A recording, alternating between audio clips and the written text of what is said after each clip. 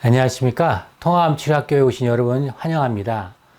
지난 시간에는 항암치료 부작용에 간 손상이 오는 것을 완화해주는 한약이 있다라고 제가 말씀을 드렸는데요. 오늘은 항암제 신장 손상을 줄여주는 한약에 대해서 설명을 드리도록 하겠습니다. 항암 중에 보통 대학병 의사님들은 절대 한약을 먹지 말라라고 우리나라는 가이드하고 있고, 저 같은 경우는 항암 중에 가능하면 한약을 복용하라고 가이드하고 있는데, 바로 이제 일본 같은 경우, 다른 나라 같은 경우 의사님들이 법적으로 한약을 쓸 수 있어서 이런 항암제 부작용을 완화하는 것들을 많이 가이드하고 있습니다. 안타깝게 이런 부분이 국내에 많이 소개가 지금 안 되고 있기 때문에 안타깝게 환자분들이 항암 중에 항암을 잘 못 쓰는 경우가 발생하고 있습니다. 그래서 이런 것들에 대해서 올바른 정보를 드리려고 제가 계속 이런 내용을 여러분에게 강의를 해드리고 있습니다. 오늘은 이제 신장 손상을 줄여주는 한약에 대해서 한번 설명을 드리도록 하겠습니다. 보통 이제 항암제에 의해서 신장도 손상이 될 수 있는데 유효한 치료법이 없습니다. 그래서 신장이 만약에 항암제에 의해서 손상이 되려고 할 때는 유효한 치료법이 현재 없기 때문에 예방이 현재까지 가장 중요하게 돼 있고요. 그래서 만약에 신기능이 떨어지는 분들이 항암 중에 이제 항암 전부터 떨어진 분은 더 문제고요. 항암 중에 계속 항암을 하면서 신장의 기능이 떨어지는 분들이 있어요.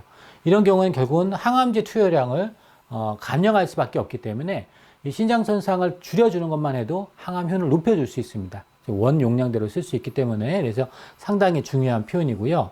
그래서 일반적으로 혈액 검사를 해서 신장 기능에 대한 걸 검사를 해보기도 하고 또 소변에 이상이 나타난지를 보고 소변 검사를 해서 신장 손상을 빨리빨리 이제 체크해서 가능하면 신장 장애가 생기지 않도록 하는 주의가 필요한 것이 기본적인 가이드가 된다라고 말씀드리는데요. 우리가 이제 항암 중에 특히 이제 항암제 중에 신장 손상을 유독 유발하는 항암제가 있습니다. 그래서 이런 경우에는 항암제 투여 전에 대량의 수액을 보통 하고 필요한 경우는 이뇨제까지 투여를 함으로써 우리가 이것을 신장을 보호하려고 하고 있습니다. 우리가 신장 손상을 주는 이제 대표적인 항암제를 잘 모르실 텐데 그 대표적인 항암제가 이제 시스플라틴이라는 항암제입니다. 이 항암제는 여러 독성을 좀 유발하고 있는데요. 기본적으로 귀에도 독성을 주고 간 독성이나 또 소화관에 독성을 줘서 오심고토를 잘 유발하기도 하고 또 우리가 혈액 독성을 줘서 백혈구나 호중구 수치가 떨어뜨리기도 하고 또 망막의 독성, 심장 독성 그리고 신경의 독성에서 손발 저림도 오고 또 오늘 말씀드린 신장에도 많이 독성을 줍니다. 그래서 시스플라틴은 상당히 독성이 강한 약이라고 알고 계시면 됩니다. 그래서 이걸 할 때 각각의 이것을 예방해주는 약을 이제 한방에서 가이드를 하게 되는데요. 아까도 말씀드렸던 그 뭐 이거 안 쓰면 되면 좋겠지만 사실은 이 시스플라틴은 방광암이나 두경부암, 폐암, 난수암 같은 여러 암에 아직까지도 많이 사용하고 있는 대표적인 세포독성 항암제입니다. 그래서 이걸 안 쓸 수는 없기 때문에 최대한 얘를 쓸 때 투여 전에 우리가 적당한 수액을 한 4시간 이상 이제 투여를 하고요. 항암 이후에도 또 수액을 4시간 이상 투여를 하는 것이 기본 가이드고 필요하면은 이뇨제를 투여하는 것을 원칙으로 해서 이 항암을 하는 분들은 수액을 많이 맞고 물을 많이 마시고서 소변으로 빨리빨리 독소를 배출하라는 얘기를 많이 듣게 되는 보통 수화를 한다 이렇게 표현하는데 그 얘기를 이제 많이 듣게 되는 항암제입니다. 이 항암제가 이렇게 독성이 있기 때문에 이 항암제를 좀 개량한 항암제가 카보플라틴 항암제인데요. 이제 적응증은 똑같은 데에는 특히 신장 독성을 많이 제거를 했습니다. 대신 이제 골수 독성이 좀 더 심한 게 좀 단점인데 그러나 이 약 역시 신장 독성이 있으면 좀 쓰기가 좀 부담스럽고요. 투여한 지 한 15% 정도가 이제 일단 신장 기능에 이제 혈청의 크레아티닌 농도가 좀 증가하고 또 25% 정도에서 신장 기능에 부전이 나타날 수 있습니다. 이 약 역시도 신장에 좀 부담을 주는 약이라고 할 수가 있는데요. 이 카보플라틴은 이 어떤 백근계 항암을 좀 부작용을 완화하는 약이 이제 대표적으로 일본에서 연구를 해보니까 십전대부탕이라는 약이 이런 독성을 완화한다고 시조카 대학 약학과에서 좀 오래된 논문인데 94년도에 발표를 했습니다. 그래서 여러 독성을 완화하는 효과가 보고됐는데 그중 오늘 신장 독성만 얘기를 드리면 이 시스플라틴을 단독으로 쓰면은 이게 신장 수치가 신장에 나빠지는 걸 나타내는 비유엔이나 크레아틴인 수치가 이렇게 정상 수치보다 훨씬 더 올라가는 걸 볼 수가 있고요. 카보플라틴은 예보만큼은 많이 올라가진 않지만 약간 더 올라갑니다. 근데 만약에 카보플라틴과 십전대부탕을 같이 쓰면 이 신장 독성이 줄어든다는 걸 알 수가 있죠. 그래서 기본적으로 카보플라틴이나 이 시스플라틴에 십전대부탕을 일본의 의사들은 많이 실제로 쓰고 있습니다. 예, 그래서 십전대부탕은 우리가 이런 신장 독성을 많이 떨어뜨려 주는데 가장 좀 많이 사용되고 있습니다. 십전대부탕 특히 이제 당귀라는 한약이 여기 들어있는데 당귀가 특히나 신장 독성을 많이 완화한다라고 지금 보고가 그렇게 되어 있습니다.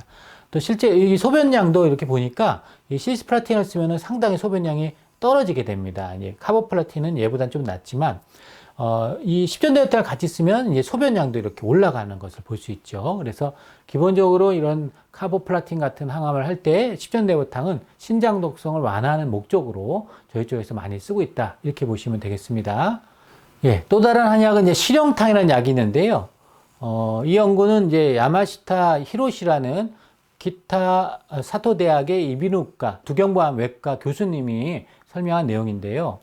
보통 이 두경부암 같은 경우에 이제 시스플라틴이라는 이 항암을 가장 기본으로 많이 현재까지도 사용하고 있는데, 이런 신장 기능 장애가 일어난다 아까 말씀드렸잖아요. 그래서 기본적으로 이제 수액을 많이 주는 치료를 해야 되는데, 한방 치료는 종종 이제 실형탕이 일본에서 많이 지금 현재 의사들이 쓰고 있습니다.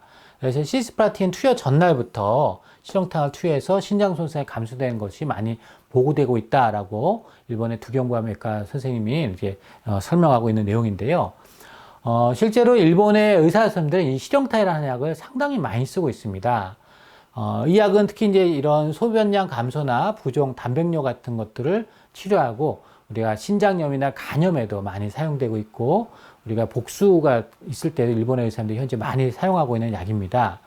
근데 이 약은 이제 시스플라틴의 부작용의 발생 시에 사용하기 위해서 만들어진 느낌이 든다라고 할 정도로 상당히 일본의 암치료 전문의 선생님들이 상당히 많이 사용하고 도움이 된다라고 설명하고 있는 그런 약이고요. 일본에서는 이렇게 엑기스제로 지금 많이 사용되고 있습니다. 그래서 이 연구는 어떤 연구냐면 좀 비교적 이것도 옛날 연구인데 91년도에 가와사키 의대의 오키모토 지로라는 이 교수님이 계세요. 그래서 이 가와사키 의대 교수팀이신데요. 여기가 저자분들이 시스플라틴의 신장 손상에 의해서 쯔무라 제약의 실형탕이라는 한약을 쓰면 어떤 게 좋은지를 한번 연구를 해봤습니다. 연구한 내용은 이제 임상 연구고요. 즉 사람을 대상으로, 즉 폐암 환자 26명을 대상으로 이 투여 전날부터, 이 시스플라틴 투여 전날부터 이런 실형탕이라는 액기스제를 하루에 9g 정도 쓰고 15일간, 약 한 2주간 투여한 경우, 이거 연례죠. 이런 경우와 또 실형탕을 투여하지 않고 지금 현재 우리나라 의사들처럼 그냥 수액만 이제 대량으로 하는 16내를 한번 1대1로 한번 비교해 봤습니다. 그랬더니 이제 어떻게 이제 결과가 났냐면, 기본적으로 이제 실형탕을 투여하지 않은 경우, 이게 혈중 요소 질소라는 이제 신장 기능이 떨어질 때 이제 올라가는 수치를 비교했는데요. 시스플라틴 투여하고 나서 3일째 보면 유의하게 이 비유행 수치가 이쪽에서는 약 한 26.5 정도로 우리가 정상치가 20입니다. 이 20이 정상이라고 보면 20을 넘어갑니다. 이게 수액을 했더라도 넘어가고 있고 7일째도 넘어가고 있죠.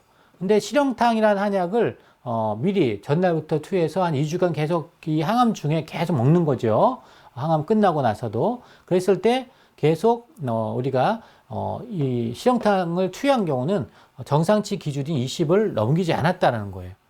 그러니까 신장 보호작용이 있다라고 볼 수 있는 것이고, 또 그 외에 또 다른 검사엔 우리가 크레아티닌 클리어런스의 저하가 우리가 실형탕 안 쓴 후에는 저하가 됐고, 또 NAG라는 이제 효소가 상승이 되는데, 이런 수치들은 신장 기능이 별로 좋지 않을 때 이제 저하되거나 상승되는 수치라고 말씀드립니다. 그래서 실형탕 안 썼을 때는 이렇게 신장 기능에 이상을 주는 신호들이 이제 표현이 되고 있는데, 실형탕을 쓴 경우에는 그러한 변동이 유의하게 억제가 돼서 일단은 결론적으로 뭐냐고 말씀드리냐면, 실형탕은 임상 연구를 해봤더니 사람한테 직접 써봤더니 시스플라틴 신장 장애를 경감시키는 걸로 이 91년도에 나온 논문이 상당히 오래된 논문이죠. 근데 지금까지도 이것을 그대로 이해를 하고 일본 의사들은 활용을 하고 있다는 것을 알고 계셨으면 좋겠습니다. 하는 것들은.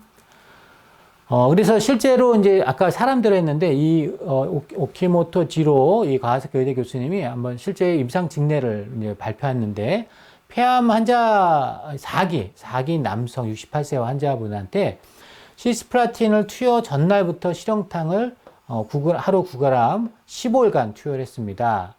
투여했더니 이제 BUN이라고 하는 이 신장 수치가 이제 정상치가 20이라면 우리가 3일째도 19, 7일째도 18로 전체적으로 우리가 이 시스플라틴 쓰고 나서 나오면은 좀 높아져야 될 수치들이 안 높아지더라는 거죠.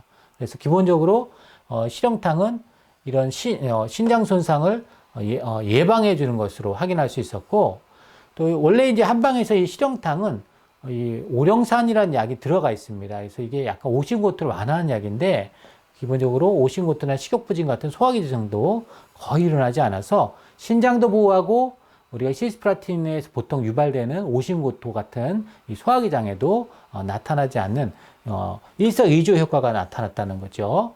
그래서 보통 신장 보호를 많이 할 때 실제로 일본 의사 선생님들, 암치료 의사들이 이렇게 쓴다라는 증례를 볼 수가 있습니다.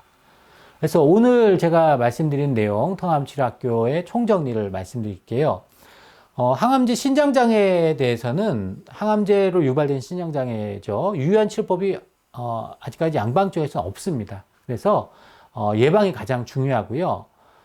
특히 이제 투여 전후에 대량의 수액과 이뇨제를 투여하는 것이 일반적으로 이루어지고 있는데 다행히 한방 쪽에 툴이 있어요. 그래서 한방 치료 중에 종종 실형탕에 일본의 암치료 의사들이 많이 사용하고 있고 저 역시 많이 쓰고 있습니다. 그래서 보통 투여 전날부터 쓰는 것이 가이드입니다. 중간에 쓰는 게 아니고 전날부터 써야 효과가 있기 때문에 그래서 신장 손상이 감소된 걸 보고할 수 있습니다.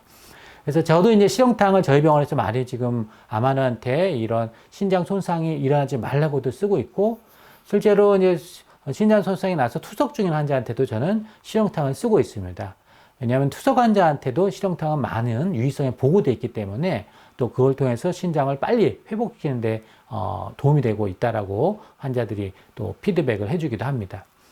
우리가 한방이 필요한 이유, 암 치료용에서 필요한 이유는 더 몸을 손상을 항암제에 주려고 하는 게 전혀 아닙니다. 사실은 이렇게 과학적으로 이미 한방의 한약도 이미 과학적으로 밝혀진 내용이 대단히 많고 이런 근거로 외국의 의사들은 이런 한약을 항암의 부작용 억제 목적으로 많이 사용하고 있다는 것을 오늘도 한 번 더 여러 가지 과학적인 근거를 가지고 여러분에게 소개를 드렸습니다. 오늘 이 내용이 여러분의 항암 치료 받으실 때 많이 도움이 되시길 바라겠습니다.